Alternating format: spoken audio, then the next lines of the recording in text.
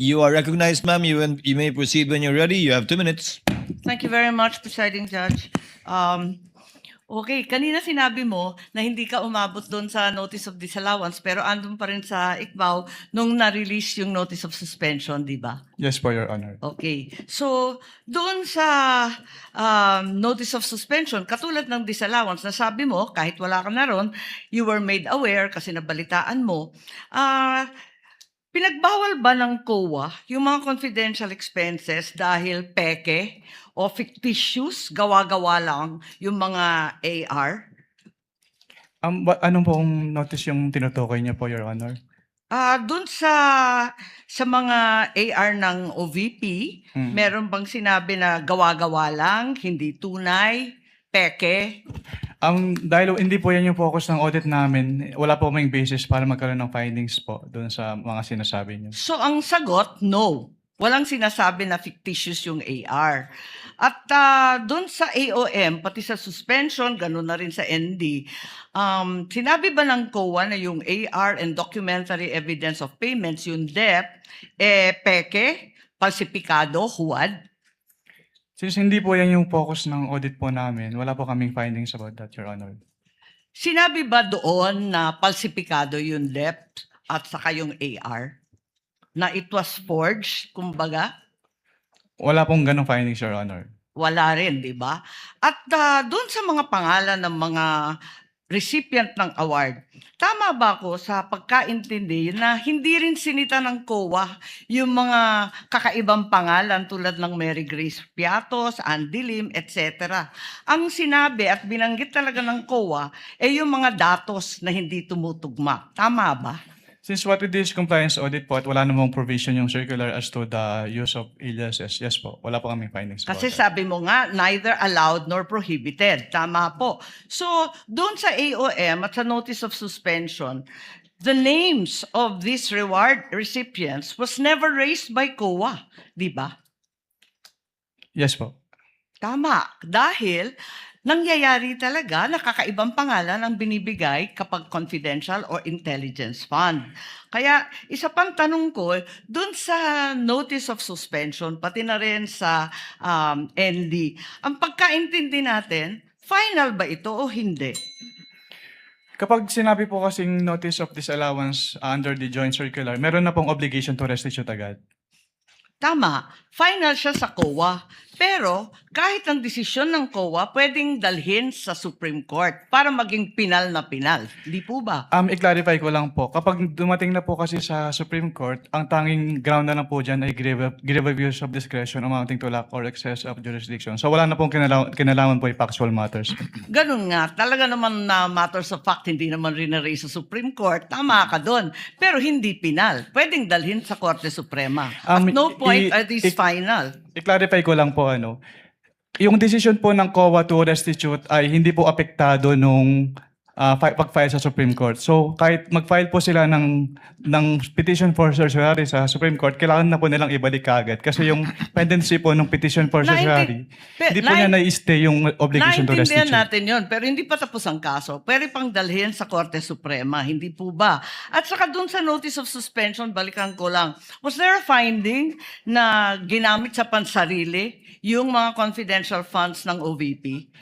That is a presumption po under joint circular. Misappropriated ba yun? Kindly wrap up. That is a Senator presumption Judge po. Marcos. Hindi po kailangan directly sabihin kasi nagkaroon po ng presumption. Pero hindi sinabi. Sa madaling sabi, Pero dahil wala presumption talagang po siya, hindi po siya kailangan sabihin, Your Honor. Naintindihan ko, pero wala doon. Is there a COA finding na ninakaw ang confidential funds doon sa various AOMs and notice? Meron bang sinasabi doon na ninakaw? It was stolen? There is a prima facie evidence na nagamit po siya for personal use or benefit under the joint circular. Kaya nga. Kindly wrap up, Senator Judge Marcos. Yes, You're gonna bail at I round am two. done, but I have questions kung may second round. There will be a round two. And I Ng Pangulong Hukom.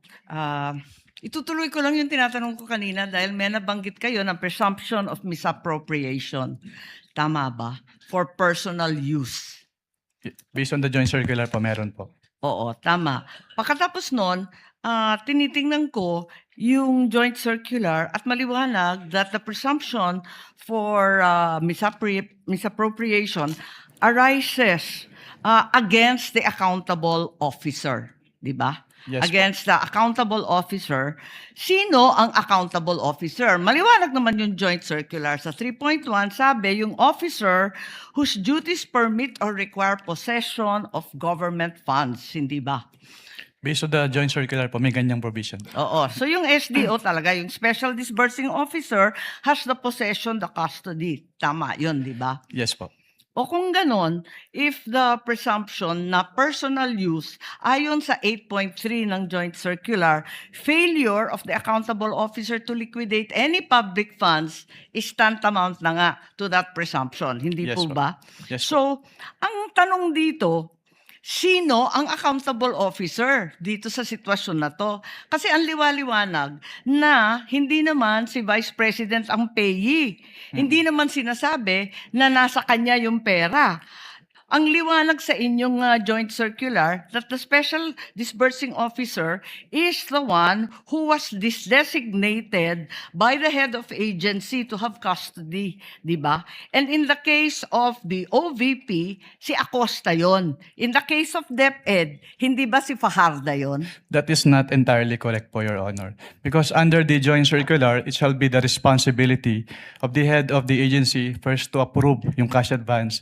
Pangalawa, to Oo oversee yung agency-wide utilization. Pangatlo, to ensure compliance with the joint Unresponsive circular. po. And also po, inattest din po ni OBP yung Unresponsive po. Ang tinatanong ko lang, hindi ba yung designated, yung SDO, si Fajarda lang at si Acosta, hindi si VP, hindi siya yung payee eh.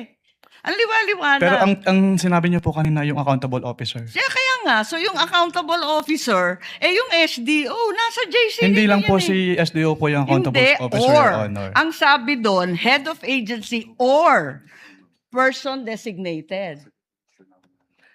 Oo, ang liwanag sa definition ng joint circular. Mag-yes or no ka lang. Kanina ka pa inaaway mo ko lagi. Sorry po, Your Honor. But hindi po ako pwedeng mag-answer categorically since yun nga po yung provision But it's categorical. na yes or Why don't either you go yes back or to your either joint no po. circular? Yo po. Kapag Okay. sinabi po kasing Doon categorical, sa it's either yes definition, po. ang or- liwaliwanag, SDO kapag na-designate ng head of office, di ba? But hindi po kasi doon na nalilimit lang yung term na accountable officer kasi may other provisions na applicable pa din po with respect to the term accountable officer. Asan? Kasi napakaliwanag doon sa definitions at pakaliwanag sa 8.3 ng joint circular. Yun nga po yung na-mention ko kanina. Interpretation na ninyo yun. Hindi Pinapalawak po. ninyo na andun eh. Head of office, Hindi head po of agency, or designated. Hindi po, Your Honor. Kasi yun nga po, nakalagay po doon sa Sabi mo kanina yes, ngayon no naman. Wala po akong sinabing yes po, O Your sinabi Honor. mo kanina oo, SDO nga in charge. Sinabi ko lang po kung ano yung, kinonfirm ko lang po kung ano yung SDO po, Your Honor. Attorney Wamel, kindly avoid arguing with Senator apologies Judge for Your Honor. Marcos. O sige Sorry. po. And kindly wind up, Senator Okay, Judge okay. Marcos. Pwede lang itanong kasi nalito ako kahapon.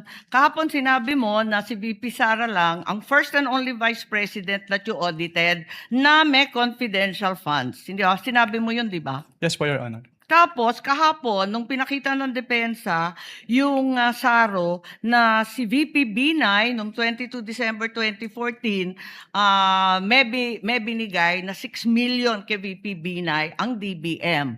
Alin ba ang totoo sa dalawang sinabi mo magkatunggali? Yung pinakita po kahapon ay special allotment release order po. Ano. So nagkakaroon po ng special allotment release order kapag Alam merong... ko kung ano ang SARO, matagal na, tumanda na po kami sa Yes po.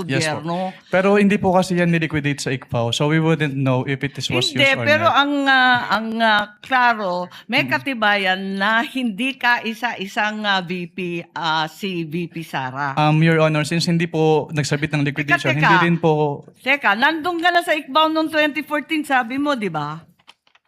Yes po. O kaya nga, Opo. o di kahit si VP Binay may confidential funds, the only VP audited was VP Sara. Ganun If ba I- yon?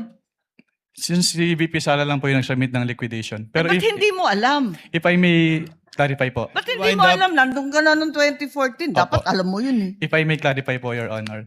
Since wala pong budget dun sa GAA as to confidential fund at hindi naman po nag-liquidate si BPB9 nung kanilang confidential fund. So hindi pa namin alam kung ginamit at hindi na po nakarating sa Hindi, COA ang yung tanong, SARO po. nabigyan ng confidential funds, humingi at nabigyan. May SARO eh. We wouldn't know Yun if lang it is naman ang used po. tanong eh. Of course, you know, may SARO. Sinabi mo nga, totoo yung sarong yun. Anyway, alin ang totoo? Si VP Binay o si VP Sara? Talaga bang totoo yung dalawa o iisa lang? We don't know. Ang based on our records po, si VP Sara lang po yung may liquidation. So maraming we don't know ang COA? Ganun ba yun? Ang based on our records po, si VP Sara lang po yung nag-liquidate nung confidential fund. Eh may record nga ng SARO. Maraming salamat. Kindly wind up. Presiding Judge. Thank you, Senator Judge Marcos.